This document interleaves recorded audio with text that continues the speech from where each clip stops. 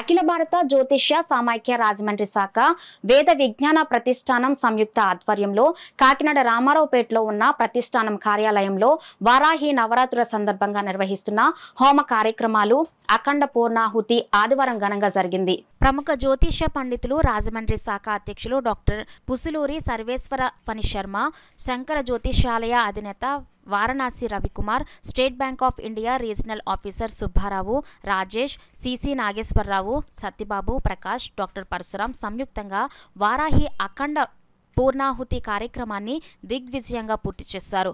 అనంతరం డాక్టర్ ఫణి శర్మ మాట్లాడుతూ వారాహి అమ్మవారి దయ వల్ల సమాజంలోని ప్రజలందరూ సుఖ సంతోషాలతో జీవనం కొనసాగిస్తారని అన్నారు. వారాహి అమ్మవారికి అఖండ పూర్ణాహుతి కార్యక్రమం మా గురువుగారి ఆశీస్సులతో నిర్వహించడం జరిగింది. అందుకని దేశం, రాష్ట్రం, ప్రజలు సుభిక్షంగా ఉండాలని అనేటువంటి ఒక మనస్సంకల్పంతో ఈ పూర్ణాహుతి చేయడం జరిగింది.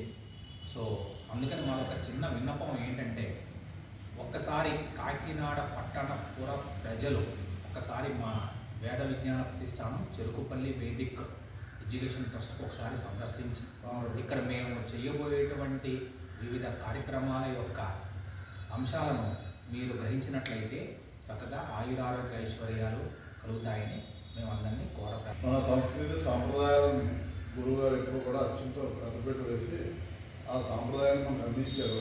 దాన్ని కొనసాగింపుగా మనం కలిసికట్టుగా ప్రతిష్టాపనలు అందరూ కూడా వేద విద్య యొక్క వ్యాప్తి కోసం, తర్వాత ఈ సాంప్రదాయాన్ని అందరి పిల్లల్లో కూడా ఈ వ్యాప్తిని ఇంకా అలా కొనసాగించాలని అనే కార్యక్రమాలు చేపట్టడం జరిగింది. భక్తులందరూ కూడా రామారావుపేటలో ఈ ప్రతిష్టాపన సెంటర్కి వచ్చి జరిగే కార్యక్రమాలు పాల్గొని మన సంస్కృతిని కాపాడవలసిందిగా మరొకసారి కోరి